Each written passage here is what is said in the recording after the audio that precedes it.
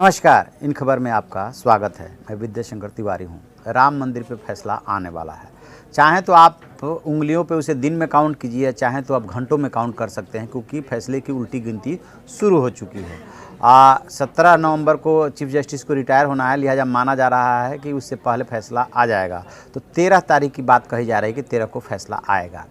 क्या फैसला आएगा, उसके बाद क्या होगा, ये तो भविष्य के गर्भ में है, लेकिन उसकी तैयारियां शुरू हो गई है और ये मान करके तैयारी की जा रही है कि राम मंदिर के पक्ष में फैसला आएगा, ऐसा लोगों का अपना आकलन है। लेकिन जानते हैं 134 साल इस पूरे मुकदमे का इतिहास है। 1885 में ये मुकदमा शुरू हुआ था राम मंदिर का, और पहली बार इसे रघुबरदास अदालत में ले गए थे 1885 में कि ये राम मंदिर है, लिहाजा इस पे अधिकार जो है उनको दे दिया जाए। और फिर उसमें टुकड़ों टुकड़ों में ये मुकदमा जो है हुआ, कई पक्षकार इसके बने।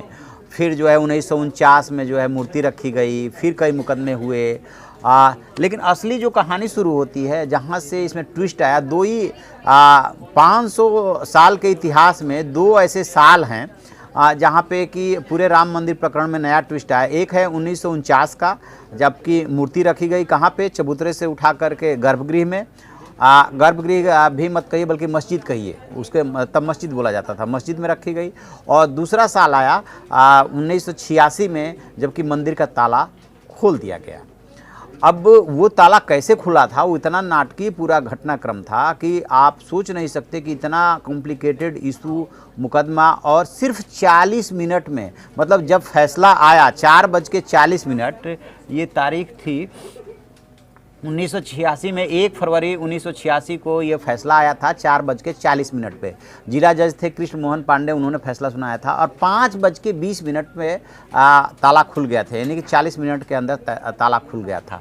और कहानी बहुत ज़बरदस्त है, बहुत दिलचस्प है कि कैसे ये हुआ ये था कि पूरा प्रकरण साहबानों वाला हुआ था, जिसको लेकर के राजीव गांधी सरकार सवालों के घेरे में थी कि कट्टरपंथियों के दबाव में साहबानों मामले में इन्होंने संविधान की ऐसी की तैसी कर दी, उसको बदल दिया।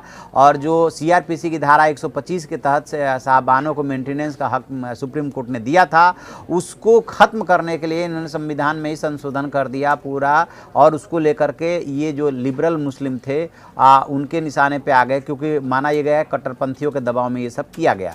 अब उन पे आरोप लगने लगा कि ये तो मुस्लिम परस्त हैं, तो फिर क्या करें। तो इन्होंने सॉफ्ट हिंदुत्व का रास्ता अख्तियार किया राजीव गांधी ने, और कहा कि ऐसा कोई काम करते हैं। उनके सलाहकार उस समय अरुण नेहरू और अरुण सिंह थे। तो अरुण नेहरू तो रिश्ते में उनके भाई लगते थे, अरुण सिंह भी काफ़ी उनके नज़दीक थे, रक्षा राज्य मंत्री हुआ करते थे।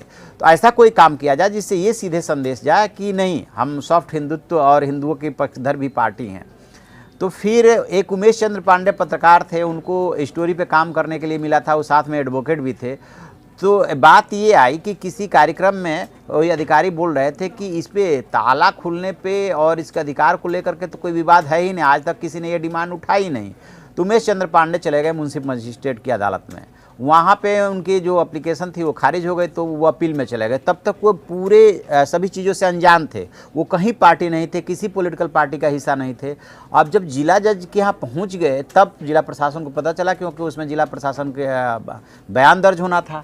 तो उस समय के जो डिस्ट्रिक्ट मजिस्ट्रेट थे वहाँ पे और जो एसपी थे, उन दोनों से जो है सीधे पीएमओ कोऑर्डिनेट कर रहा था, और मुख्यमंत्री वीर बहादुर सिंह थे।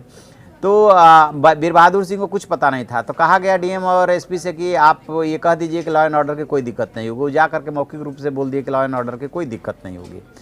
और इसके बाद जिला जज के एम पांडे ने फैसला दे दिया कि ताला खोल दिया जाए। और इस तरीके से 4:40 1 फरवरी 1986 और 5:20 पर ताला खुल गया। अब ये ताला खुल गया, तब भी लगा कि अरे ये क्या हुआ। उमेश चंद्र पांडे ने खुद भी नहीं सोचा था कि ऐसा हो सकता है कि इतना जल्दी जिला जज इस पर फैसला दे दे और फिर इतनी जल्दी ताला खुल जाए। अच्छा, उसमें भी जो कृष्ण मोहन पांडे हैं, जो उस समय के जिला जज हैं, उन्होंने जो वाकया बताया, और उन्होंने बताते हैं कि अपने आत्मकथा में लिखा भी है कि किस तरीके से जब वो फैसला लिख रहे थे तो एक बंदर आता था, बैठ जाता था। लोग जब वकील वगैरह कुछ उसको खाने पीने को देते थे तब वो खाता पीता नहीं था, लेकिन जैसे ही उन्होंने फैसला लिखा और राम मंदिर के पक्ष में फैसला सुनाया तो फिर बंदर ने खा लिया था। फिर वही बंदर उनके घर पे भी पहुंच गया। तो उनका अपनी आत्मकथा, अपनी अपनी अनुभूति होती है। वो लिखते हैं अपनी आत्मकथा में कि ऐसा मान के चलिए कि ऐसे जैसे कि कोई मुझे प्रेरणा मिल रही थी कि इसको जल्दी करना है। तो मैंने कर दिया जो मुझे उस समय रिकॉर्ड पे चीज़ें मिली, क्योंकि उसमें बाधा सिर्फ इतनी थी कि ताला खुलने से लॉ एंड ऑर्डर तो ख़राब नहीं होगा। तो डीएम एसएसपी ने कह दिया कि लॉ एंड ऑर्डर कुछ भी ख़राब नहीं होगा, हम देख लेंगे।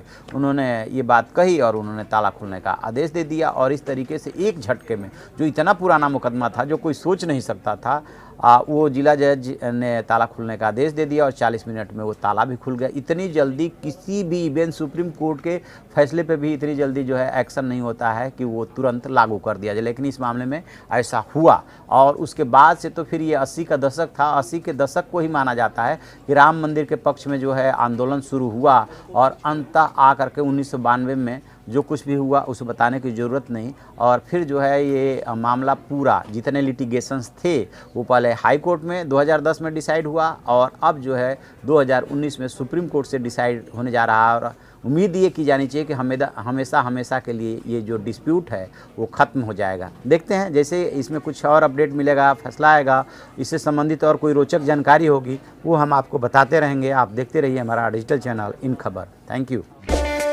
इन खबर चैनल को सब्सक्राइब करें और बेल आइकन दबाना ना भूलें